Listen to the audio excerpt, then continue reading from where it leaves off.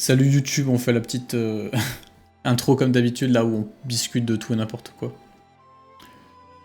Donc voilà. Mais du coup, oui, forcément, faut que je... S'il y a un truc dont je dois discuter en intro, c'est de ce fameux triathlon, du coup. Est-ce qu'on va... Non, les lectures Hunter x Hunter en live, non, je pense pas. Non, non, je pense pas. Hunter x Hunter, c'est trop chiant à lire en live. Je connais même pas les noms, j'ai toujours pas retenu les noms des personnages hein, de l'arc. Genre les princes, je les appelle par leur numéro. Et puis en plus, j'ai pas vraiment pas tout bien en tête et tout, donc... Non, non, en plus j'ai déjà essayé, la dernière fois, j'avais essayé de lire en live et tout. C'était trop chiant. C'est une lecture où tu dois être concentré, en fait. Et en fait, si t'es pas concentré, comment? Enfin, si tu dois... Enfin, pas concentré. Genre, si je dois à la fois lire le chat, lire le chapitre, et comprendre ce qui s'y passe et tout, laisse tomber, c'est trop chiant. Donc non, je pense pas que je ferai de lecture de Hunter x Hunter. C'est un truc qui se lit dans son coin.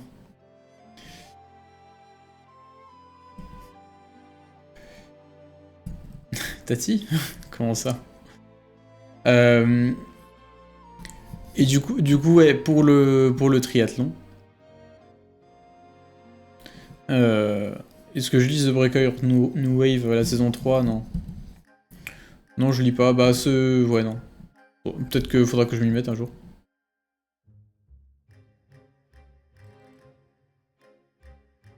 J'ai hâte de voir la vidéo de l'arc, mais je vais pas faire une vidéo sur l'arc en cours. Hein.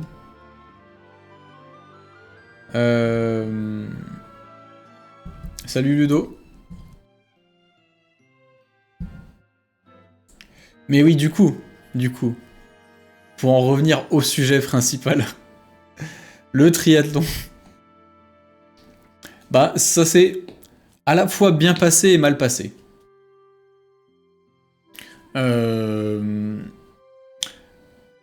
Comment dire? Bon, en vrai, je vais faire une review. Je vais faire une review du triathlon, tiens. Déjà, ce qu'il faut savoir, c'est que c'était à Dijon, dans le lac Kyr, qui est un lac juste réputé pour être dégueulasse tout le temps. Genre, t'arrives, c'est un truc qui est très drôle, c'est que t'arrives à Dijon pour faire ton triathlon, il y a un gros panneau baignade interdite, et c'est là où tu nages. Bref. Et du coup, comment? Du coup, t'arrives, t'as ça déjà. Enfin, je savais que l'eau était dégueulasse, c'est pas la première fois que je faisais le triathlon de Dijon, donc je savais à quoi m'attendre. Sauf qu'en plus, cette année, petite particularité, il a fait super froid. Il a fait un temps de merde pendant des mois, et l'eau était à 13,6 degrés. Bon, il y en a, c'est des warriors, ils sont là en mode ouais, bah moi je m'en fous, ça me fait rien et tout. Moi, je suis pas du tout, je suis très frileux avec l'eau. Et parce que j'ai le sang qui circule mal au niveau des extrémités, donc en fait, tu me mets dans de l'eau froide, tout de suite, mes mains et mes pieds, je les sens plus, quoi. Et du coup, ben... Déjà, tu sais, j'arrive, je me prépare, je me mets en tenue, tout ça, je vais sur la ligne, enfin, vers le départ. Et du coup, pour s'échauffer, tu vois, comment? Bah, je rentre un peu dans l'eau. Tu vois, d'habitude, tu t'échauffes tout le temps en nageant un petit peu dans l'eau et tout. Là, je me dis, je vais peut-être pas nager parce qu'elle est tellement froide, laisse tomber. Mais je vais quand même y aller pour voir la température, quoi, pour m'habituer un peu avant le départ. Bah, j'ai même pas pu mettre la tête dedans. Genre, tu sais, j'ai une combinaison, donc ça va, ça réchauffe un peu. Mais j'ai même pas pu mettre la tête dans l'eau tellement elle était froide. Je suis rentré instantanément, mes pieds, ils ont été congelés, tu vois. Genre, je sentais que le froid, il m'a attaqué tout de suite. Genre... Vraiment, et là je me suis dit que ça allait être très compliqué. Ça allait être très compliqué. Et du coup, bah, je m'échauffe sur la ligne de départ en bougeant les bras comme ça, machin et tout. Ce qui est un échauffement pas jamais très très efficace. On commence toujours par la nage. C'est toujours natation, vélo, course à pied, dans cet ordre-là. Du coup, ah oui, l'organisation qui prend pitié de nous, et aussi parce que la veille, parce que si vous voulez, nous notre triathlon c'était le dimanche, mais la veille il y en a eu deux, il y a eu le court et le moyenne distance. Sur le moyenne distance, je crois qu'il y a eu une quinzaine d'abandons pour hypothermie. genre des mecs qui ont dû aller repêcher dans l'eau parce qu'ils pouvaient plus finir. Des gens qui ont fini en hypothermie, enfin bref. Et du coup, ils ont un peu réduit la distance en natation. On avait 2 km à faire normalement et ils ont réduit à 1600. Enfin, on avait 1900, ils ont réduit à 1600. Enfin, ça c'est ce qu'ils disent sur le papier parce que moi à la montre, au GPS, j'avais quand même 1750 mètres, mais bref. Et du coup, bah hop, le départ qui est donné, on part, je saute dans l'eau, parce que tu sais, en gros tu pars sur la plage, tu cours et tu plonges, tu vois. Du coup je cours, je plonge, tout de suite, avec la tête dans l'eau et tout, tout de suite j'ai le souffle coupé, tu vois, parce que ça c'est un truc qui m'est déjà arrivé plusieurs fois, du coup je m'y attendais un peu. Mais en gros si tu veux, il fait tellement froid d'un coup que tous tes muscles se contractent, ta cage thoracique se contracte, en fait, t'es là... Tu vois, t'es contracté de partout, du coup, ton souffle est un peu coupé, tu vois. Et donc, pendant 100-200 mètres, j'arrivais pas à bien respirer, j'étais en train de m'étouffer à moitié, enfin bref. C'est pas ouf, tu vois, mais enfin, tu t'en sors, tu fais comme tu peux. Puis au bout d'un moment, ça vient, t'arrives un peu à te remettre dedans, quoi. Donc voilà, ça c'était juste au début où c'était un peu dur. Mais d'ailleurs, ça c'est un truc qui était dingue, c'est que je nageais, et genre toutes les 10 secondes, je voyais un mec qui arrêtait de nager, qui juste se mettait en brasse, enfin la tête hors de l'eau comme ça, en train de... Tiens, tu sentais qu'il y en a qui étaient... Je pense qu'il doit y avoir des kayaks qui ont dû repêcher des mecs pour les ramener sur la plage, parce que... Mais de toute façon, en fait, je crois au départ on était 400 et à l'arrivée on était 350, donc il y a eu une cinquantaine d'abandons, je crois. Donc ouais, enfin déjà ça te donne une idée, quoi. Mais bref. Du coup, je fais la natation. Il y avait 2 tours. Premier tour, à la fin du premier tour, à la sortie de l'eau, parce qu'en fait, si vous voulez, on avait un truc particulier, ça s'appelle une sortie à l'australienne. C'est en gros, au milieu du parcours, tu sors de l'eau, tu cours 100 mètres sur la plage et tu replonges, en gros. Genre, c'est juste un petit... Et en fait, ce truc-là, c'est horrible, parce que ça te baisse ton rythme. Genre en fait, vu que d'un coup tu sors de l'eau, tu cours et tu replonges, tu sais, ça fait monter le cardio, ça te fait changer, ça te coupe, tu sais, dans ton train-train, dans ta gestion de l'effort et tout. Et bref, c'est trop chiant. Ouais, ils nous emmerdent jusqu'au bout, les Australiens. et en plus, là, vu qu'il y avait le froid, ma grande crainte, et d'ailleurs ça arrive à plein de gens, c'est que avec le froid, tes muscles ils sont tellement contractés et en même temps pas chauds, tu vois, que tu peux vraiment te choper des crampes super vite. Et du coup, et surtout quand t'es là, tu nages, et d'un coup tu te relèves, tu passes d'une position allongée à une position horizontale, et donc déjà t'as un peu la tête qui tourne, et en plus t'as un effort tout de suite un peu intense. Là tes mollets, il y a une chance sur deux qui se contractent à mort et que t'aies une crampe, quoi. Mais en vrai ça allait, j'ai pas eu de crampe, donc je sentais que ça venait un petit peu, mais je l'ai pas eu, donc ça va. Enfin bref. Donc pareil, je fais mon deuxième tour et tout, je m'explose les bras parce que j'avais tellement froid dans l'eau que je voulais que ça se termine le plus vite possible. Et enfin bref, et puis je sentais que de toute façon au niveau de... Je sentais plus mes mains, mes pieds et tout, j'avais la tête congelée, enfin bref, donc j'avais envie de finir le plus vite possible, donc j'ai un peu bourriné. Donc j'avais les bras explosés à la fin. Enfin après c'est logique, hein, c'est comme ça que tu gères ton truc normalement. Donc bref, je fais la transition. Vu que je sentais plus mes pieds, je savais même plus si j'avais mis mes chaussures ou pas. Bref. Non, j'ai essayé de gérer comme je pouvais la transition. Je pars en vélo, j'étais gelé. Et les pieds, en fait, mes pieds, j'ai mis 1 heure pour commencer à retrouver des sensations pour plus avoir trop froid, pardon. En vélo, histoire de tout arranger, il s'est mis à pleuvoir. Il y a plu pendant tout le parcours. Genre, je suis parti pour 3 heures de vélo. Pendant 3 heures, il y a eu que de la flotte. Donc, sachant qu'en plus, j'étais avec un vélo de chrono, donc qui est beaucoup moins maniable qu'un vélo normal, et plus dangereux dans les virages parce que ça freine pas bien, etc. Vu que c'est des freins à patins sur des roues carbone, enfin bref. Et donc du coup c'était hyper dangereux, en plus il y avait des descentes vraiment dangereuses sur une route pourrie, tu sais, avec des trous partout. Il y a des passages où, tu sais, où j'étais... Il y a un moment, il y avait une descente, c'était en ligne droite, donc je m'étais mis un peu à fond, bonne position, tout ça, j'étais à entre 60 et 70 km/h, quoi. Et, et tu sentais la route qui vibrait, t'avais le guidon qui tremblait de partout. Bref. Avec en plus la pluie. Donc c'était assez épique. En plus en vélo, il y avait des passages vraiment durs, genre des montées qui piquaient pas mal les jambes. Et il y a des passages en fait où j'étais obligé d'être à fond dans les montées parce que sinon je passais pas, quoi. Du coup ça m'a un peu crevé. Et du coup bah, après ces 90 km de vélo avec des montées et tout, bah, tout simplement j'avais les jambes explosées, quoi. Et je finis le vélo, j'ai froid, je suis trempé, j'ai mal aux jambes de partout, je commence à avoir des crampes. Genre, tu sais, quand je descends du vélo, j'ai des crampes quand je me baisse et tout pour mettre mes chaussures de course à pied, enfin bref. Enfin, des débuts de crampes en tout cas, donc je me dis que ça va être très très long. Et en effet, je pars en course à pied. Honnêtement, au bout de 2 km, j'avais envie d'abandonner la course. C'était trop trop dur. Dès le début, en fait, j'avais les jambes explosées, quoi. Je sentais que j'avais plus de force du tout.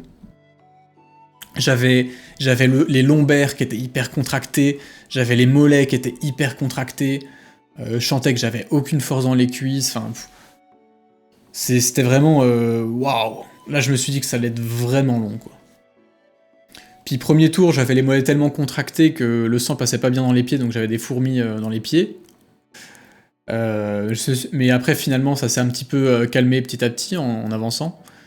Deuxième tour, je commence à avoir des débuts de crampes aux cuisses, parce qu'en fait j'avais tellement plus de force dans les jambes que ça commençait vraiment à se contracter à mort et tout. Donc là, t'es là, tu pries pour que ça passe. Et dernier tour, du coup le troisième, je commençais à avoir mal aux genoux. Donc là, quand c'est même plus les muscles, que c'est les articulations qui commencent à crier stop, tu te dis que ouais.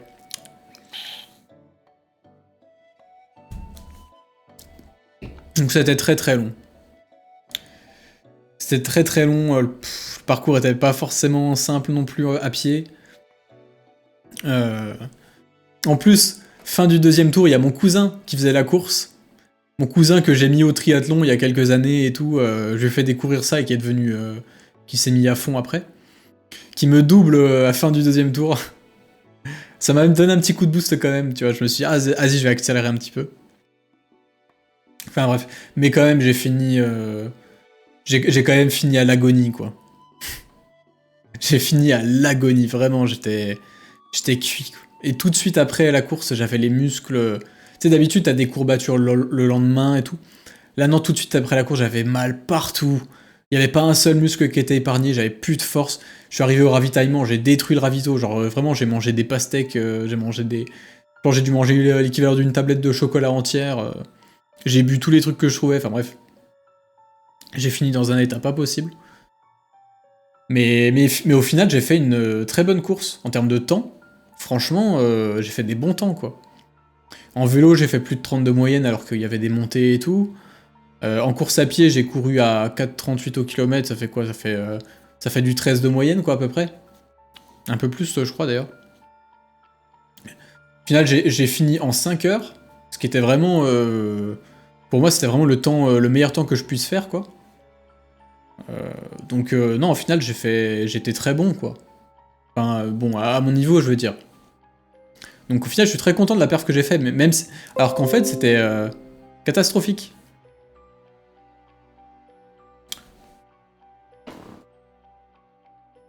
Putain, ça a coupé. Oh, ma co de merde.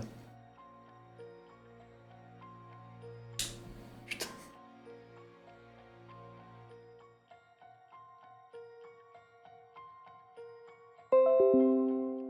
Ah, ça revient. Ça revient. Re.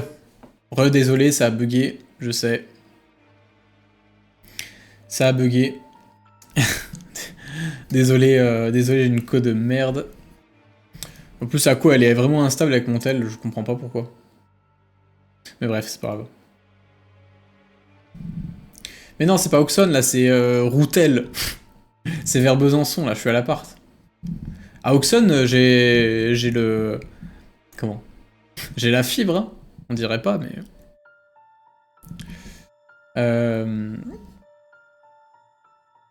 Faudra que je fasse des lives chez moi, tiens, le week-end. En plus, il y a ma belle bibliothèque derrière. Enfin bref. Mais oui, tout ça pour dire que oui, la course, j'ai fait un super temps et c'était génial, quoi. Genre... Bon, j'ai souffert du début à la fin, franchement. Genre même en vélo, alors que tu sais, le vélo c'est la gestion, normalement, t'es censé être calme, t'es censé être juste long, tranquille, tout ça. Même en vélo, j'ai galéré. Dès qu'il y avait une montée et tout, j'étais en prise et tout. Je sentais à la mi-course que j'avais déjà beaucoup trop donné en termes de force, tu vois, j'avais plus de force dans les jambes et tout, enfin... Je pense qu'en termes de gestion, j'aurais pu, j'aurais pu mieux faire, quand même. Non, vraiment, j'ai... Et puis la course à pied, c'était vraiment le plus dur, quoi. J'ai tout fait dans la souffrance, vraiment. Tout le long, j'avais juste mal partout. C'était affreux. Mais c'était super. C'était super. C'était vraiment une bonne course. Je suis content de moi. Le seul truc qui me fait peur, c'est les conséquences. Parce qu'en fait, là, j'ai toujours des courbatures. Ça fait 4 jours. J'ai fait la course dimanche, on est jeudi. J'ai encore des courbatures au mollet, quoi. Je suis allé faire de la natation hier, j'avais pas de force. Pareil, j'ai fait du vélo avant-hier, tranquille. Impossible de forcer un petit peu. Et j'ai encore mal au genou, même si je sais que c'est pas des douleurs très, très graves, hein, c'est juste des petites douleurs à la con. Ça va passer, mais ouais. Et je suis allé courir là ce soir, et pareil, j'avais pas de force. Aucune sensation. Bref, c'est affreux. Je pensais pas que ça allait me péter le corps à ce point. Je pensais récupérer mieux que ça, quoi. Mais, mais oui, le problème, le problème c'est que j'en ai un dimanche prochain, quoi. J'en ai un dimanche prochain et qui est aussi long que ça. Qui est même plus long techniquement en distance. Parce que celui-là, il y avait un petit peu moins en vélo, genre il y avait 87 km et en course à pied, il y avait 19,5. Là, le prochain, il y a vraiment 90 km et il y a 21 km après à pied. Un semi-marathon, quoi. Donc ouais.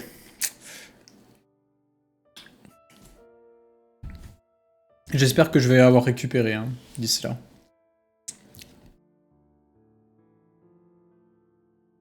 Je pense de toute façon je vais juste m'entraîner un peu sérieusement ce week-end. Et après ça va être full récup encore. Donc voilà, voilà comment s'est passé mon triathlon. J'ai fini je crois 118ème, un truc comme ça sur 350, 117ème je crois. En 5h01. Mon cousin m'a mis 4 minutes dans la gueule.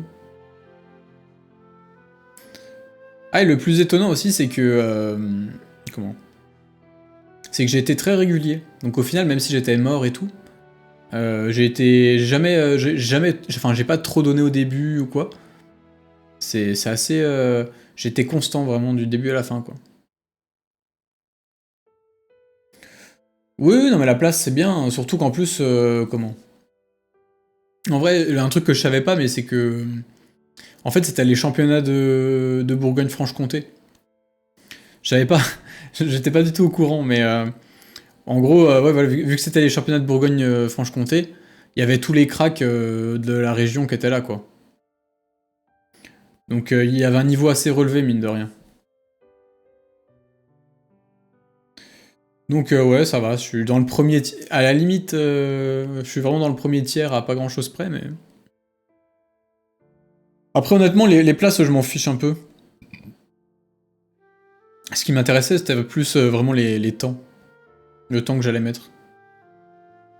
Parce que les places, tu sais, en fonction du niveau qu'il y a sur la course, ouais, voilà, tu peux très bien faire une très bonne place s'il y a personne, si t'es le seul mec un peu fort dans la course. Donc ouais, c'est plus le temps que je regardais. Et franchement, au niveau du temps, je suis content. Enfin bref, voilà. Donc maintenant, je prie pour que mon corps arrive à récupérer d'ici la semaine prochaine. Il me reste 10 jours hein, pour récupérer. Dans 10 jours, je remets ça. Après, celui dans 10 jours, il va être un petit peu moins dur techniquement, parce que le vélo est plat. Alors que là, il y avait des bonnes bosses quand même. Par contre, ouais, ça va être juste un peu plus long, quoi. Ça va être un peu plus long partout, en fait. Ça va être un peu plus long en natation, parce qu'il y a vraiment 1,9 km. Donc ouais, on va dire 200 mètres en plus. Il y aura 3 km en plus en vélo, et 1,5 km en plus à pied, quoi, grosso modo. Mais bon, c'est pas grand-chose. Hein. Je pense que ça sera quand même plus facile. Et après ça, je pense que je vais faire une bonne semaine de coupure, carrément. Je vais pas faire juste de la récup, je vais faire de la coupure.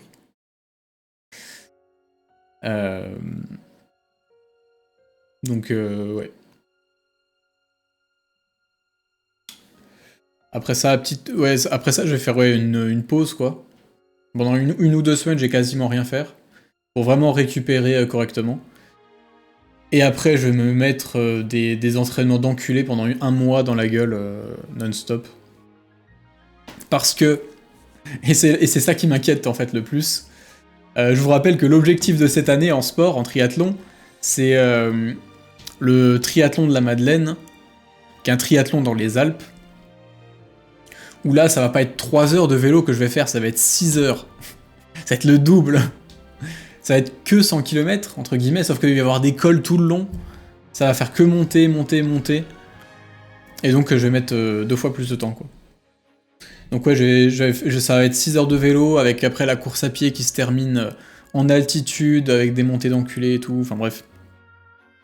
En gros, ça va être vraiment ce que j'ai fait dimanche, mais en 2 fois pire, quoi. Genre vraiment, ça va être hardcore de fou. Dimanche, j'ai mis 5 heures.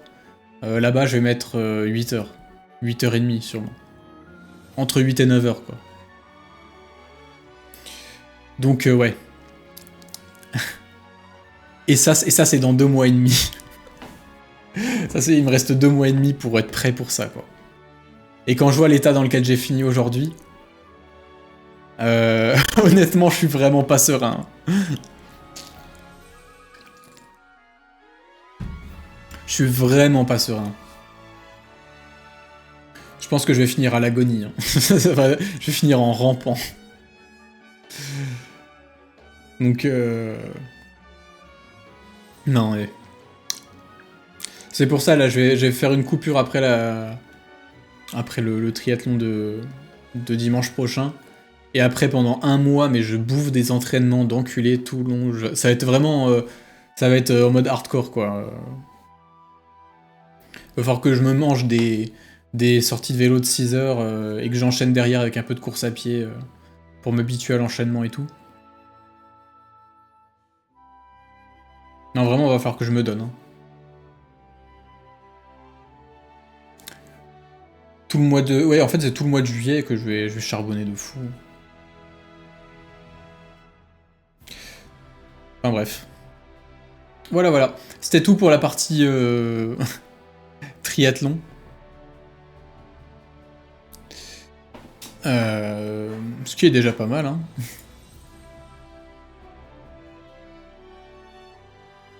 Et comment gère les changements de vitesse en vélo Quand tu parles de gérer, tu veux dire comment Genre à quel moment on change les vitesses? Bah normalement c'est tout simple, hein. Plus tu... Si t'es trop en force, genre t'es comme ça, trop lent, ben tu descends les vitesses. Et si tu moulines trop, tu les montes, tout simplement.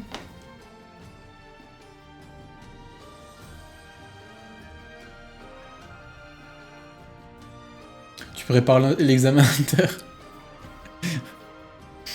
Je prépare pire.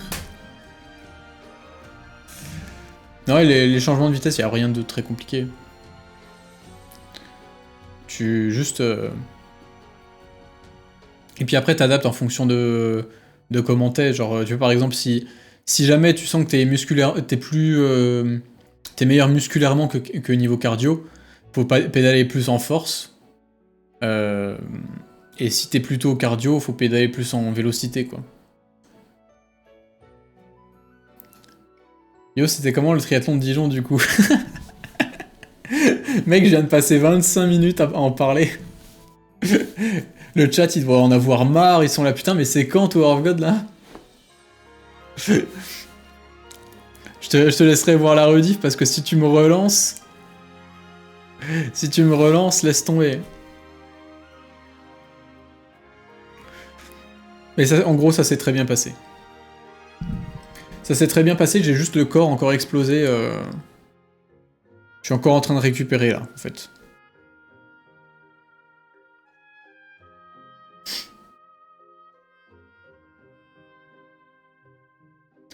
J'ai encore mal au mollet et aux genoux.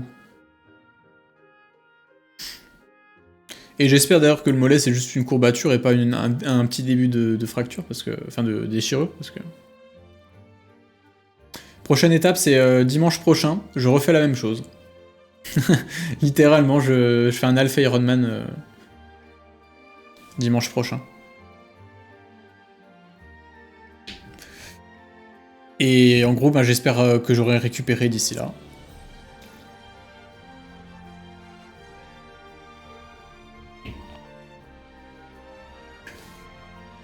Donc voilà.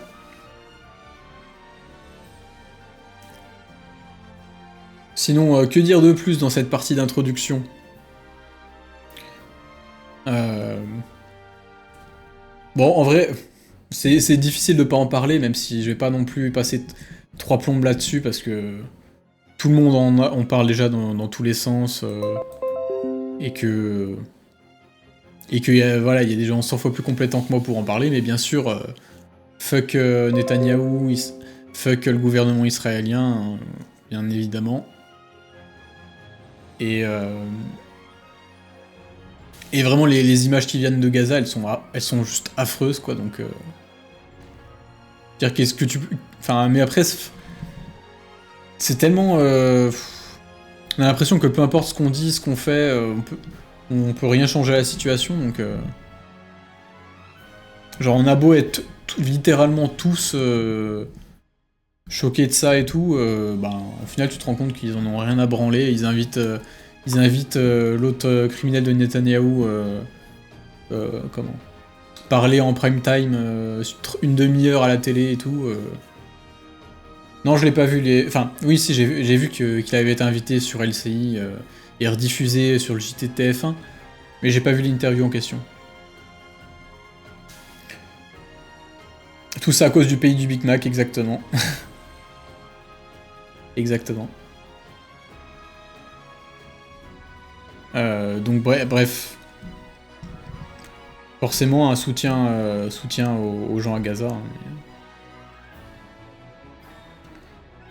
même si bon, tu sais pas trop ce qui va leur rester, hein, littéralement.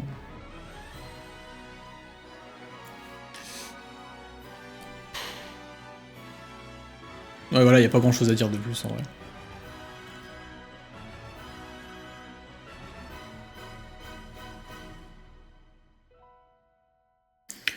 Donc ouais. Après, enfin voilà, je vais pas vraiment éviter d'en parler. Hein.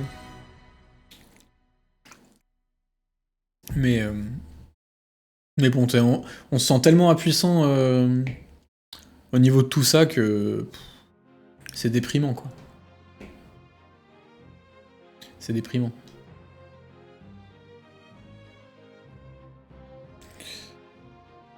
Donc voilà, c'était juste le petit moment déprime du stream. En vrai, en plus j'aimerais bien vous sortir un petit discours un peu propre et tout, mais j'ai même pas, je sais même pas quoi dire. Tellement ça me sidère, quoi. Genre, à tout point de vue, l'horreur en soi, forcément. Mais même juste... comment Même juste, Enfin, comment, comment les médias gèrent tout ça, quoi. Je veux dire, on a l'impression de marcher sur la tête, genre... c'est littéralement, t'as l'impression... Enfin, je sais pas, ça me sidère que...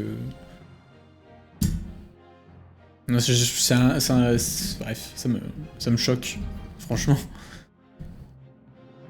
Puis surtout quand on voit des responsables politiques comme Mélenchon qui ont été mais littéralement ostracisés des médias, dire limite on les traitait de nazis et tout toute la journée, ils ont pas eu le droit à la parole, ils ont pas eu de droit de réponse, ils ont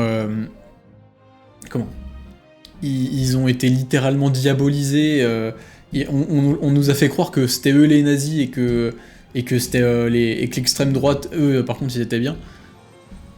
Et puis là, alors que quand tu regardes ce qu'ils disaient à l'époque, c'était littéralement la seule position tenable. Hein, genre, je veux dire, je me souviens, il y avait le tweet de Mélenchon là au 7 octobre et tout, que tout le monde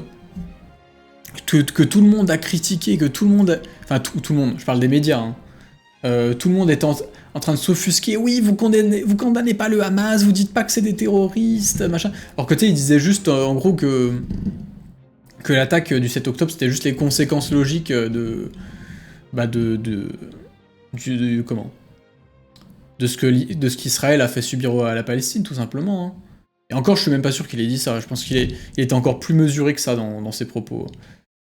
Bah quand tu vois qu'en fait c'était vraiment le seul mec qui a eu les couilles de dire ce qui se rapprochait le plus de la vérité, enfin pas vraiment de la vérité, mais c'est vraiment le seul discours le discours le meilleur discours hein, à tenir tout simplement. Je veux dire ce que je veux dire c'est comme là hein, ce que je disais tout à l'heure sur le Discord là. Je veux dire il y aura un nouveau 7 octobre dans des années. Genre peut-être, je sais pas si c'est en 5, 10, 15 ans, il y aura un nouveau 7 octobre. Qui sera peut-être même pire que celui-là, quoi. Et après on va dire, oh, est-ce que vous condamnez Hamas et tout. Mais, je veux dire, les gens qui vont faire le prochain 7 octobre, là, c'est Israël qui est en train de les former, hein. C'est ceux qui ont vu leur petit frère mourir décapité par une bombe, cramé vivant et tout, qui ont vu leurs parents mourir sous les décombres, se faire tirer dessus alors qu'ils étaient juste là, quoi. C'est eux hein, qui vont faire le prochain 7 octobre. Parce qu'il y en aura un, à part si vraiment on fait un gros génocide, qu'on extermine tout ça, hop, et on n'en parle plus, mais j'y crois pas, hein, honnêtement. Et tu vois, dans 10, 15, 20 ans, quand il y aura un nouvel attentat comme ça, et que des Israéliens vont mourir, on va redire « Oh mais regardez, est-ce que vous condamnez, est-ce que machin, est-ce que tout ça ?» Alors qu'en fait, ça sera juste les conséquences de ce qui se passe aujourd'hui, tout simplement. Et dont Israël est entière responsable. Enfin, quand je dis Israël, je parle bien évidemment du gouvernement israélien. Parce que bon, il y a un paquet d'Israéliens qui sont contre toutes les décisions qu'a pris le gouvernement Netanyahou depuis le début. Mais voilà. Donc ouais, c'est assez déprimant tout ça. La haine engendre la haine, ouais. Mais tu vois, c'est un truc de fou parce que... Je veux dire, limite c'est, ça paraît stupide de dire ça tellement c'est évident. Je veux dire, moi j'ai lu Naruto quand j'avais 11 ans, à 11 ans j'ai compris, tu vois. À 11 ans j'ai compris comment ça fonctionnait. Eux ils comprennent pas, c'est des grands adultes. Mais bref, ça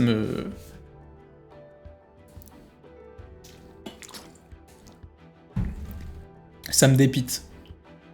Franchement je suis dépité. Je suis pas sûr que ça se dise ça me débite, mais... Ils comprennent très bien. Bah oui, bah en vrai, oui, je pense que, parce que si vous voulez, le gouvernement de Netanyahou, c'est un gouvernement d'extrême droite, à tendance fasciste, hein, très clairement. Et si vous voulez, un gouvernement d'extrême droite, un peuple haineux, c'est tout ce qu'il souhaite. Hein. C'est littéralement, c'est ce qui les maintienne au pouvoir, tout simplement. Tant qu'il y a un ennemi tant qu'il y a un ennemi à détester et à combattre, l'extrême droite, ça règne en maître, hein. Parce que ça permet toutes les dérives autoritaires dont l'extrême droite est friande. Ça permet de tenir, tu vois, vraiment le truc d'avoir un ennemi extérieur et tout, permet de rassembler sous une même bannière, ça permet de légitimer vraiment des actes autoritaires et même monstrueux à la population. Enfin, je veux dire, c'est pas pour rien que le gouvernement de Netanyahou a poussé le Hamas, justement. Je veux dire, Netanyahou, quand il disait le meilleur moyen de soutenir Israël, c'est de financer le Hamas, il disait ça, enfin, il avait complètement raison, tu vois. Parce que, justement, en plaçant le Hamas comme unique forme de pouvoir en Palestine, comme les leaders de la Palestine, le Hamas qui est aussi un mouvement d'extrême droite, hein, clairement, qui est aussi qui fonctionne aussi à la haine, hein, tout simplement. Bah, du coup, ça crée deux peuples qui peuvent saillir entre eux, et du coup, d'un côté comme de l'autre, bah, l'extrême droite règne, et ils sont contents. Et ça maintient Netanyahou au pouvoir. Bref. J'aime pas parler de tout ça parce que ça mériterait d'être plus d'être appuyé par des sources, d'être un peu plus d'être un peu plus, ça demanderait un traitement plus sérieux.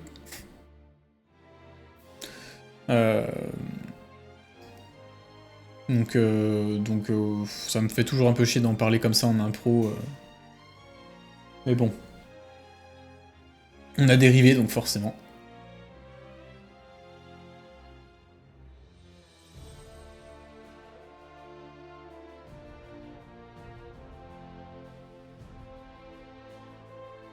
Bah oui, forcément que ça me touche. Mais, parce que surtout, enfin, je veux dire, comment de manière générale, tu vois ça partout. Je veux dire, ce qui se passe en Israël, moi ça me choquerait pas que c'est ce qui se passera, enfin que c'est le genre de truc qui nous attend chez nous dans l'avenir. Hein. Je veux dire, quand on voit le fascisme monter un peu partout, très clairement, surtout quand tu vois à quel point un peuple peut vite changer. Ce que je veux dire, les Israéliens, là, il y en a un bon paquet qui ont complètement vrillé, qui sont devenus full nazis. Hein. Je veux dire, il y en a qui littéralement des gens qui étaient tout à fait ordinaires il y a quelques mois, quelques années, qui appellent au massacre de tout un peuple, à leur extermination et tout, parce que, je sais pas, ils ont peut-être un cousin, un frère, un pote et tout qui s'est fait tuer par le Hamas, tu vois. Bref. Quand tu vois ce genre de truc, tu te dis que ouais, ça peut changer à une telle vitesse.